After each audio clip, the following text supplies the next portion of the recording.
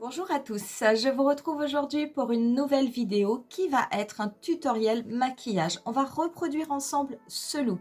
Ce look, je l'ai fait avec la palette Primrose d'Anastasia Beverly Hills.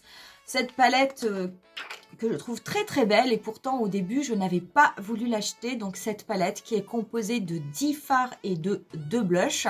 Au niveau des fards, vous avez 5 fards mat, vous avez 4 fards qui sont extrêmement irisés, pailletés, métallisés. Et vous avez un petit phare, la Primrose, qui est un phare mat avec des petites paillettes incrustées à l'intérieur. On va faire un teint complet. Si jamais cette vidéo vous plaît, n'hésitez pas à mettre un petit pouce en l'air. Vous pouvez aussi vous abonner à ma chaîne pour être tenu au courant de toutes mes publications. Vous retrouverez comme d'habitude en barre d'infos la totalité des liens des produits que je vais utiliser. Et pour le maquillage, on commence tout de suite. On va commencer avec le teint et je vais appliquer une base, le Marshmallow de NYX. C'est une base qui est sans silicone, qui a une texture un petit peu crème fouettée, qui ressemble au chamallow et qui sent très bon le chamallow. C'est une base qui ne contient pas de silicone et que j'applique sur la totalité de mon visage. Pour le fond de teint, je vais appliquer l'Accord Parfait Nude, le sérum de chez L'Oréal qui contient 1% d'acide hyaluronique. Le mien, c'est une teinte Light Medium 3-4. J'adore ce fond de teint. Il se présente comme ceci, on le prélève avec une pipette. Il est extrêmement fluide, mais vraiment, il fond sur la peau. Je trouve que le résultat est extrêmement beau. Il est imperceptible, il est vraiment super. Et alors, le principal avantage, il n'est pas cher du tout.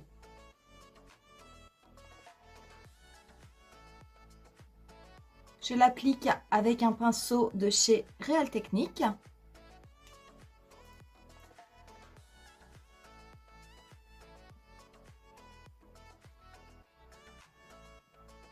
Il est vraiment super ce fond de teint, je trouve vraiment qu'il est incroyable. L'anti-cerne, ce sera le teint Idol Ultra Wear All Over Concealer de chez Lancôme.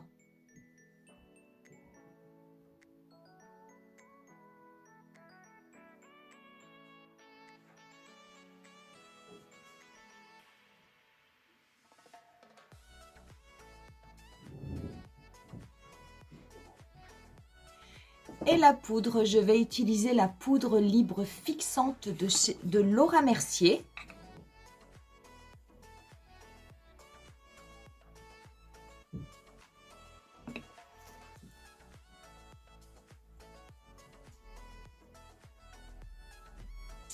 Je vais faire les sourcils, je vais me servir du pinceau Anastasia Beverly Hills, c'est le numéro 20. Et le Deep Brow Pomade, le mien, c'est la teinte Dark Brown. Et je vais venir juste uniformiser la couleur au niveau de mes sourcils.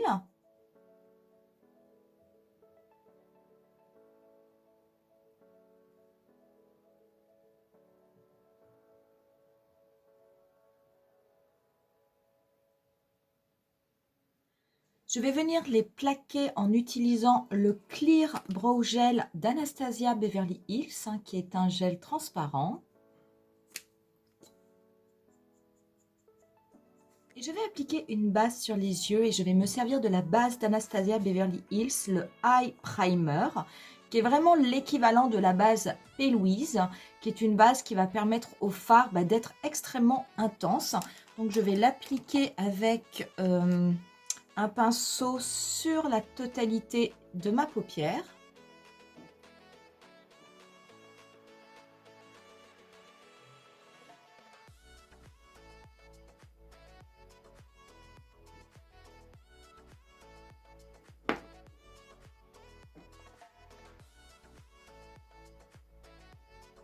Et je vais venir légèrement poudrer. Je vais poudrer mon dessous d'œil car il est possible que les fards soient très poudreux et qu'il y ait des chutes. Donc avec de la poudre, s'il y a des chutes, ça sera plus facile à retirer.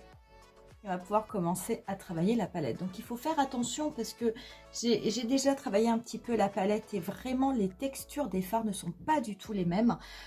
Au niveau des teintes irisées, métallisées, vous en avez vraiment qui ressemblent plus à des pigments compressés. Je pense d'ailleurs à Sparkling Amber, il faut faire attention hein, parce que c'est vraiment des paillettes qui ont été compressées. Donc n'appuyez pas trop fort sinon vous avez un fard qui risque de se casser. Moi je vais commencer tout d'abord par travailler avec les teintes mat et je vais venir prélever la teinte Honey. Donc pareil, attention, ce sont des fards très poudreux, ce sont des fards Anastasia Beverly Hills, donc il faut prélever vraiment avec précaution. Donc je vais prendre la teinte Honey et je vais venir l'appliquer au niveau du coin externe de mon œil en faisant des petits mouvements circulaires. Ça va me servir de base. Je vais faire le cadre de mon maquillage avec cette teinte. Donc, je vais la dégrader au niveau du dernier tiers de ma paupière mobile. Je vais la remonter légèrement au-dessus de mon pli paupière. Je garde l'œil ouvert comme j'ai une paupière tombante pour ne pas remonter trop haut. Et je vais ensuite continuer à faire des petits mouvements circulaires et dégrader au-dessus de mon pli paupière naturel en partant du coin externe de mon œil et en allant jusqu'au niveau du coin interne. Donc c'est vraiment un cadre, hein, c'est une couleur qui est assez claire. On va venir bien entendu mettre d'autres couleurs par-dessus qui se dégraderont d'autant plus facilement qu'il y a déjà cette teinte qui a été déposée. Donc on prend son temps.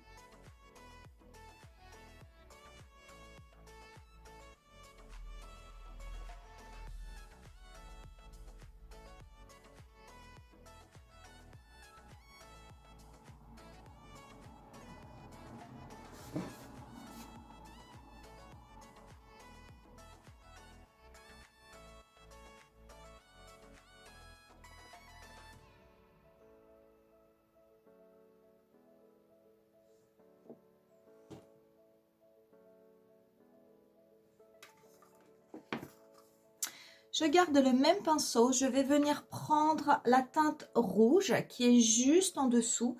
Pareil, je vais bien tapoter pour ne pas avoir de chute et je vais venir faire la même opération.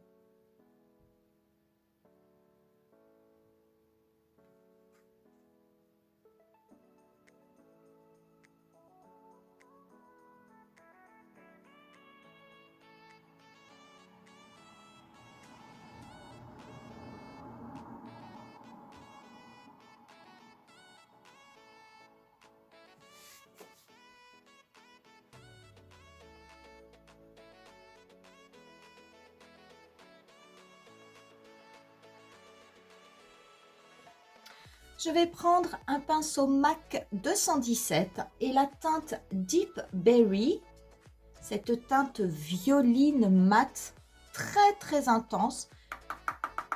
On tape bien pour enlever l'excès. Je vais venir la déposer.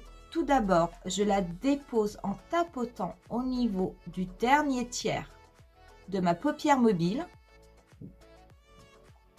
Je la dépose de façon à ne pas avoir de chute.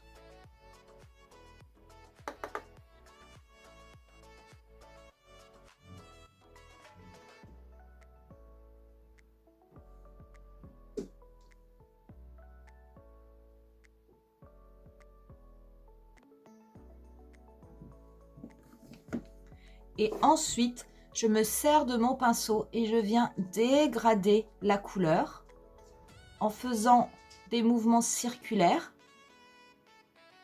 Je la dégrade bien. Attention, c'est une couleur mate. Donc, il faut vraiment bien dégrader et faire attention car une couleur mate, si jamais vous ne déposez pas bien la couleur de la même façon sur toute votre paupière, vous allez avoir une impression de trou. Donc, on dégrade bien sur place avec des petits mouvements circulaires de façon à ce que la couleur soit uniforme sur le dernier tiers de la paupière mobile. Je vais faire un petit peu le coin externe en forme de V. Et avec ce qui me reste de pinceau, je vais ensuite la dégrader. Mais attention, cette fois-ci, je vais la dégrader dans mon pli paupière naturel. Je ne vais pas complètement recouvrir les teintes de transition que j'ai déposées juste avant. Donc je garde mon œil ouvert et je me sers, voilà, de la tranche de mon pinceau pour faire des mouvements de va-et-vient au niveau de mon pli paupière naturel. Et je fais des mouvements circulaires au niveau du coin externe de mon œil pour m'assurer que la teinte est bien dégradée, que la teinte est bien diffuse. Il faut prendre son temps avec cette teinte, mais très honnêtement, on est sur un fard d'une extrêmement bonne qualité qui se dégrade très très bien. Et comme on a déposé des fards à paupières juste avant, cela aide le fard à beaucoup mieux se dégrader. Cela glisse et cela permet de ne pas avoir de trous.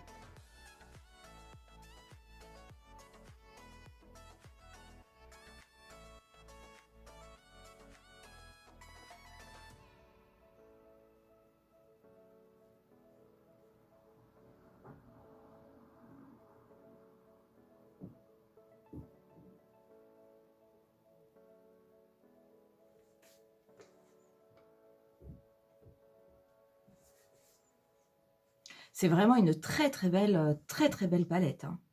Mais je vous donnerai mon avis à la fin de la vidéo sur cette palette. Et j'aurai pas mal de choses à vous dire.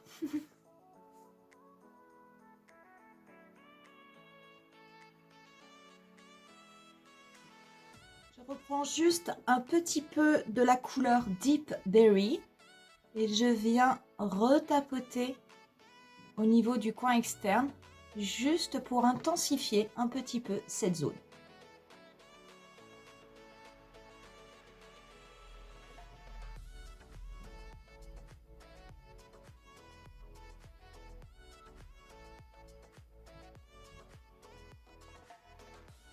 Avec un pinceau MAC 242, je viens prendre la couleur Fire Opal, qui est cette couleur cuivre absolument magnifique. Regardez, elle est comme ça. C'est vraiment une couleur extrêmement intense. Je tape bien pour qu'il n'y ait pas d'excès. Je viens appliquer cette couleur au niveau de la paupière mobile, sur la partie centrale de ma paupière mobile.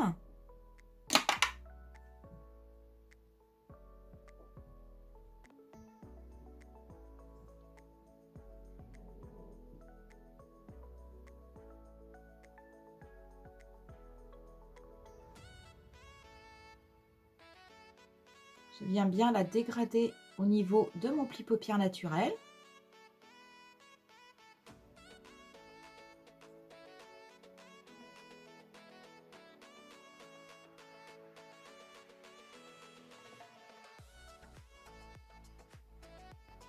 Alors, il y a des chutes avec ce fard, il faut faire attention. Je vais reprendre mon pinceau MAC 217 sans prélever de matière. Je vais simplement venir dégrader et fondre les deux teintes entre elles au niveau de mon pli paupière. Et au niveau du coin externe de mon œil.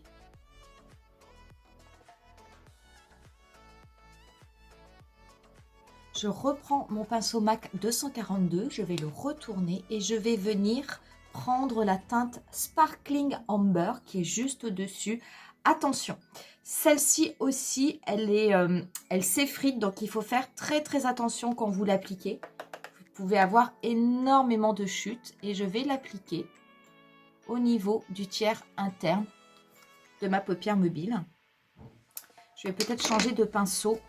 Je vais prendre un pinceau E210 de chez Urban Decay. C'est un pinceau qui est fait pour les paillettes, qui était sorti avec la palette Moon Dust. Les paillettes s'accrochent aux fibres, donc ça limite les chutes. Voilà, et je vais appliquer cette couleur au niveau du premier tiers de ma paupière mobile. Je viens prendre la teinte Rose Water avec un petit pinceau propre. Je vais venir la déposer au-dessous de mon sourcil. J'en dépose très peu parce que c'est une couleur qui est irisée. Et avec un petit pinceau, je viens en déposer au niveau de mon coin interne. Je vais venir mouiller un petit pinceau boule précis et je vais venir prélever la teinte Peony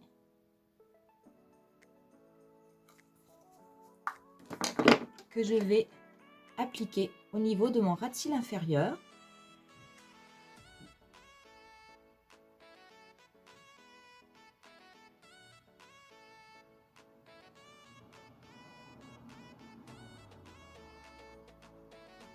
Et je vais légèrement prélever la teinte Primrose pour intensifier un petit peu, parce que cette teinte Pionnier est un peu claire.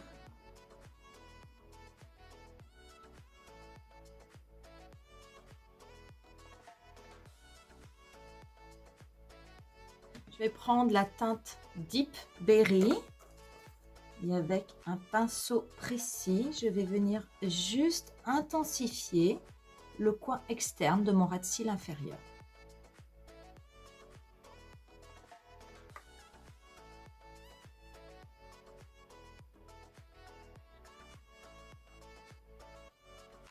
Je vais prendre un crayon eyeliner noir que je vais passer dans mes muqueuses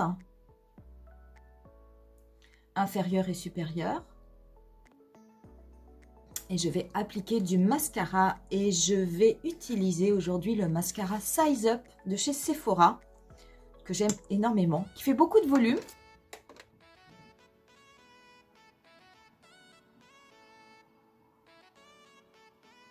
Voilà le résultat avec le mascara. Moi, j'adore ce mascara, il est vraiment super. On va venir finir le teint. Donc, pour le blush, bien entendu, je vais utiliser les blushs de la palette Primrose. Par contre, pour ce qui est du bronzer, eh bien, je vais venir travailler avec la palette Nude Gasm de chez Charlotte Tilbury. Je vais prendre un buffing brush de chez NYX et je vais venir mélanger la teinte foncée avec la teinte claire. Et je vais venir appliquer mon bronzer. Donc, au niveau du creux de mes joues, et un peu sur ma tempe.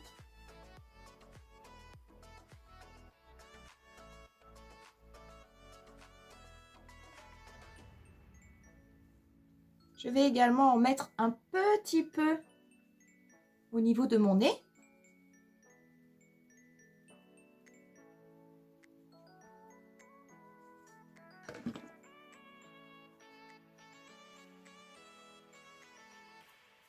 Pour le blush, eh bien, je vais venir prélever d'abord la teinte Grapefruit.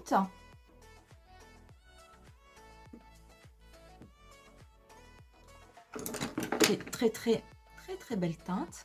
Alors, sachez que pour le blush, là vous avez Saddle hein, qui est quand même une teinte beaucoup plus foncée, très chaude. Si jamais en tant que blush c'est un petit peu trop foncé pour votre peau, eh bien, vous pouvez tout à fait l'utiliser comme fard à paupières et l'appliquer sur les yeux. Donc il n'y a pas de teinte qui est perdue. Pour moi, Saddle, c'est un petit peu foncé pour ma peau. Je ne suis pas sûre que je vais en mettre. En tout cas, la teinte Grapefruit, elle est très belle.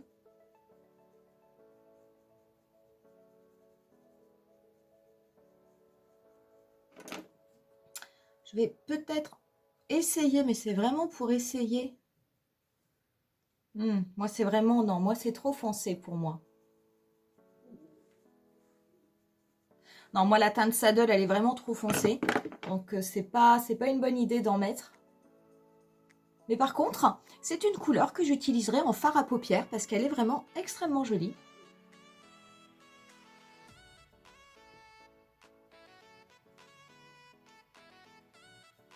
Je vais juste essayer avec mon pinceau poudre.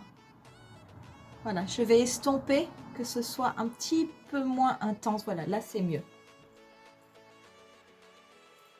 Pour l'highlighter, je vais me servir de la palette Nude Gasm de Charlotte Tilbury. Je vais prélever cette teinte avec un petit pinceau. Je vais en mettre, voilà, un peu au niveau de mon nez. Moi, j'aime beaucoup en mettre au niveau du nez. Un peu au niveau des lèvres. Je vais en mettre au niveau du coin externe de mon œil. Je vais venir le fondre avec mon blush et je l'étire bien en direction de ma tempe. Pour les lèvres, j'hésitais entre deux produits. J'hésitais entre un rouge de chez Anastasia Beverly Hills. Ça, c'est la teinte Saint-Tropez. Mais elle ira bien parce qu'au niveau des yeux, j'ai mélangé un peu les couleurs cuivre avec les couleurs violettes. Sinon, je voulais mettre un gloss de chez Fenty. Non, je pense que je vais rester avec Anastasia Beverly Hills.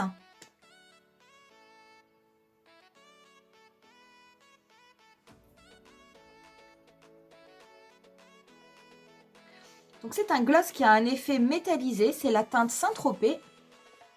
Je ne le mets pas beaucoup.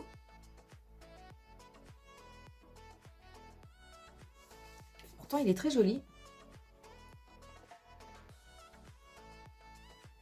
Voilà pour les lèvres. Je vais mettre un petit peu de spray fixateur. Le mien c'est celui de Make Up Forever, le Mist and Fix. Et on en aura terminé avec ce look.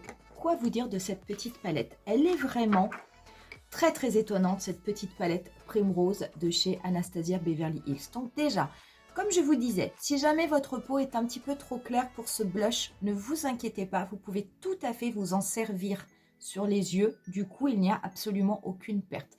Cette palette, elle est sortie à l'automne, mais très honnêtement, pour moi, c'est une palette qui peut fonctionner toute l'année. Elle peut tout à fait faire automne, hiver. On a ces teintes cuivre là qui sont très belles. Mais honnêtement, aujourd'hui, j'ai fait un look qui est peut-être un petit peu chargé, mais on peut faire des choses très légères et des maquillages très printaniers avec les teintes mango, péony, clarette et avec le blush grapefruit. Donc vraiment, c'est une palette. À mon avis, vous allez me voir l'utiliser tout au long de l'année parce que je trouve qu'elle se prête à toutes les saisons. Et au début, je n'avais pas voulu l'acheter parce que je sais pas, elle ne m'intéressait pas plus que ça. Mais très honnêtement, quand vous la travaillez, vous vous apercevez que les fards ont des couleurs assez exceptionnelles. C'est de la très bonne qualité et surtout que vous pouvez faire des types de maquillage extrêmement différents, des maquillages extrêmement simples, des maquillages de journée, des maquillages de soirée, des maquillages intenses. Vraiment, c'est une palette qui mérite d'être dans une collection, je vous assure. Petit défaut quand même sur la palette, il faut faire très attention au niveau des fards. Alors, les fards Anastasia Beverly Hills sont en général extrêmement poudreux. C'est le cas également dans cette palette. Par contre, au niveau des fards irisés, que ce soit Rosewater et Peony, vous pouvez avoir quelques petites chutes, mais ça se travaille assez bien.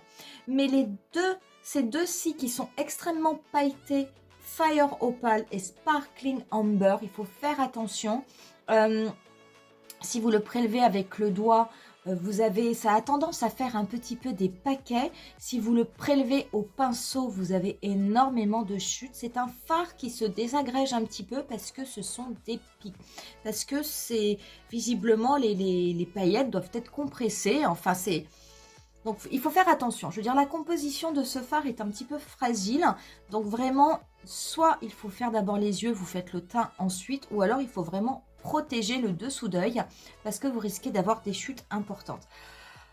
À part ça, c'est une très belle palette.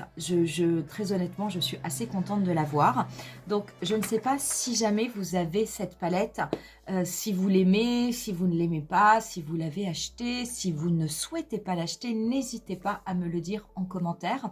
J'espère en tout cas que ce look vous aura plu et si vous avez la palette, que vous aurez envie éventuellement de le refaire. Moi, je vais vous laisser avec quelques photos du look final comme d'habitude. Et je vous dis rendez-vous à très bientôt pour une nouvelle vidéo. Bye!